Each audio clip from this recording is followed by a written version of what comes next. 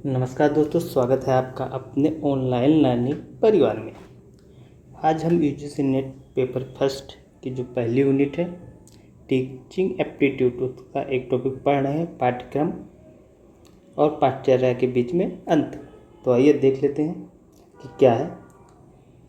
पाठ्यक्रम को एक विशेष विषय के रूप में पढ़ाए जाने वाले विषयों के सारांश के रूप में वर्णित किया गया है। जो पाठ्यचर्या है एक शैक्षिक प्रणाली या पाठ्यक्रम में सिखाई जाने वाली समग्र सामग्री को संदर्भित करता है। दूसरा पॉइंट देख लेते हैं। दूसरा पॉइंट है पाठ्यचर्या पाठ्यक्रम की तुलना में एक व्यापक दायरा है। जो पाठ्यक्रम होता है वो पाठ्यचर्या का भाग होता है। जो पाठ्यक्रम की प्रकृति में वर्णनात्मक है लेकिन पाठ्यचर्या निर्देशात्मक है। पाठ्यक्रम शिक्षक भिन्न होता है, जबकि जो पाठ्यचर्या है सभी शिक्षकों के लिए समान होती है। तीसरा पॉइंट देख लेते हैं। जो माध्यमिक है या तृतीय शिक्षा में पाठ्यक्रम की जो शुरुआत है वो शिक्षार्थियों के लिए पाठ्यक्रम सुलभ है और अध्ययन के लिए मार्गदर्शक है।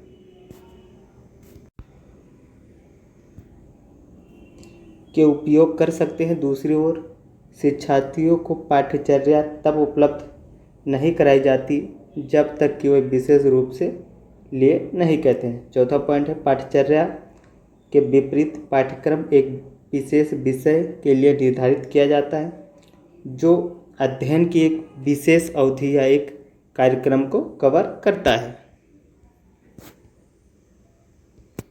अगला पॉइंट देख लेते हैं। पाठ्यक्रम ज़्यादातर शिक्षकों द्वारा तैयार किया जाता है और इसके विपरीत जो पाठ्यचर्या होती है ये सरकार द्वारा, स्कूल या प्रशासन के द्वारा तय की जाती है। एक पाठ्यक्रम की अवधि केवल 1 वर्ष के लिए होती है लेकिन पाठ्यचर्या अवधि पूरा होने तक रहता है। तो इसका जो अंतर है इसको आइए इसको अंतर को देख लेते हैं। जो पाठ्यक्रम है इसको करिकुलम कहते हैं और पाठ्यचर्या पाठ्यवस्तु को सिलेबस कहते हैं। जो करिकुलम है इसका स्वरूप विस्तृत होता है और जो पाठ्यचर्या सिलेबस है ये संकुचित होता है। दूसरा पॉइंट देख लेते हैं। जो ये छात्रों के सर्वांगीण विकास पर बल देता है और ये केवल बौद्धिक विकास पर बल देता है। तीसरा पॉइंट है पाठ्यक्रम में पाठ्यवस्तु, विद्यालय गतिविधियों आदि शामिल होती हैं और जो ये पाठ्यक्रम होता है ये पाठ्यक्रम का एक ही हिस्सा होता है। जो करिकुलम का जो पाठ्यवस्तु होती है एक हिस्सा होती है। अगला पॉइंट देख लेते हैं।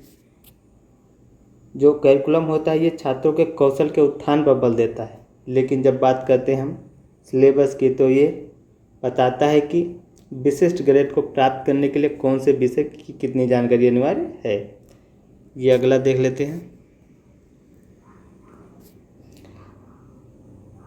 इसमें विविध प्रकार की क्रियाओं को स्थान दिया जाता है और जो सिलेबस है इसमें केवल मानसिक क्रियाओं को स्थान दिया जाता है। इसमें करिकुलर एक्टिविटीज आ जाएगी, को करिकुलर एक्टिविटीज आ जाएगी, जो क्लास के अंदर हम पढ़ाते हैं वो भी आ जाता है और क्लास के बाहर जो चीज़ें होती हैं वो भी करिकुलम के अंतर्गत आती हैं। मत सिलेबस के अंतर्गत जो क्लास में टीचर आपको पढ़ाता है बस वही चीज़ें आती हैं।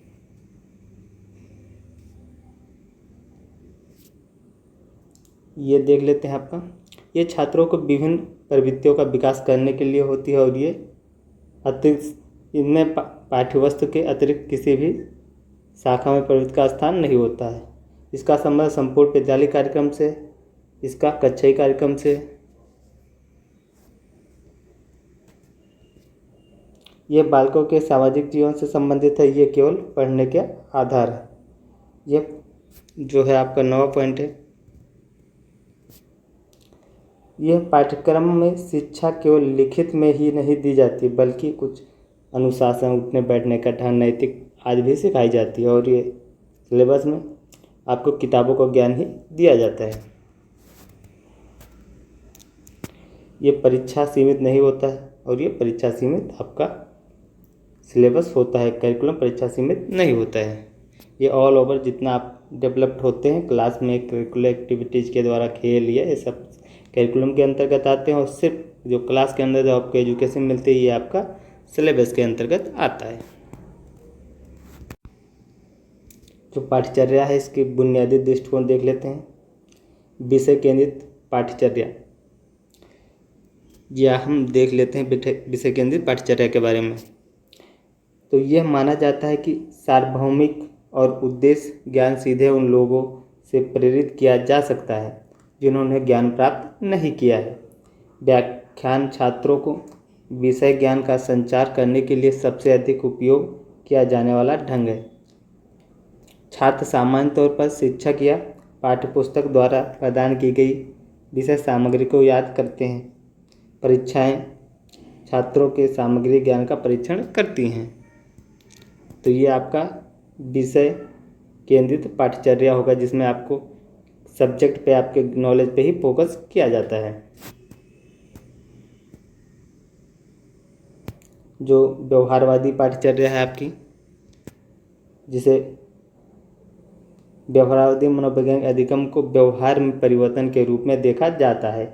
अधिगम के उद्देश्य होते हैं व्यवहारिक परिवर्तन के रूप में परिभाषित किया जाता है। ज्ञान क्रियाओं की क्षमता, जिसे कार्यों के सफल और प्रदर्शन के रूप में पहचाना जाता है। यह निर्धारित करने का एक ढंग है कि विद्यार्थी कुछ जानते हैं या नहीं जानते। यह देखना कि वे कुछ स्थितियों में कैसे व्यवहार करते हैं। अधिगम के व्यवहारादि सिद्धांत जो हैं, ये हम देख लेते हैं कौन कौन से सिद्धांत हैं। पहला है तो योग्यता आधारित पाठ्यचर्या, दूसरा मापदंड, तीसरा दक्षता, फिर योजनाबद्ध। योग्यता आधारित पाठ्यचर्या में टर्मिनल दक्षताओं को व्यवहारिक शब्दों में परिभाषित किया गया है, फिर उन्हें उपदक्षताओं में निरूपित किया गया है। योग्यता आधारित पाठ्यचर्या बाद में कुछ अन्य देशों में विकसित किया गया है। आइए देख लेते हैं। व्यवहारवादी पाठ्यचर्या में शिक्षक पाठ्यचर्या विकासकर्ताओं द्वारा विकसित पाठ्यचर्या को क्रियान्वित करने के लिए सहायक होते हैं और शिक्षक पाठ्यचर्या के साध्य या साधन पर सवाल नहीं उठाते हैं। व्यवहारवादी पाठ्यक्रम शिक्षार्थी के अनुभव, संदर्भ और संज्ञानात्मक प्रवृत्तियों को ध्यान में नहीं रखता है। शिक्षार्थियों को ज्ञान के निष्क्रिय प्राप्तकर्ता के रूप में माना जाता है और शिक्षकों को ज्ञान के लिए प्रेरित माना जाता है। जो वार्तालाप शिक्षा या सामान्य ढंग है, शिक्षार्थी बिना किसी प्रश्न के चुपचाप अपने पाठों को याद करते हैं तथा उनका अध्ययन बचपन को समाज के भीतर की तैयारी के रूप में देखा जाता है। और शिक्षा का जो उद्देश्य है, ऐसे ज्ञान और कौशल को विकसित करना है जो छात्रों के अपने व्यस्त जीवन में समाज की सेवा में पूर्ण सहायता हो, जो सहायता करता हो। तो ये हो गया आपका। अगला है आपका शिक्षार्थी केंद्रित पाठ्यक्रम। शिक्षार्थी जो इसका उद्देश्य है, विद्यार्थियों के विकास को प्रोत्साहित करना है, उनका पोषण करना है और शिक्षकों को शिक्षार्थियों की जन्मजात क्षमताओं पर भरोसा करना चाहिए। अधिगम को रचनावादी दृष्टिकोण से देखा जाता है। अधिगम अधिक प्रभावी होता है जब शिक्षार्थी एक उत्तेजक वातावरण में संलग्न होते हैं, पूछताछ में सम्मिलित होते हैं और पर्यावरण के साथ बातचीत से अपने लिए अर्थ बनाते हैं।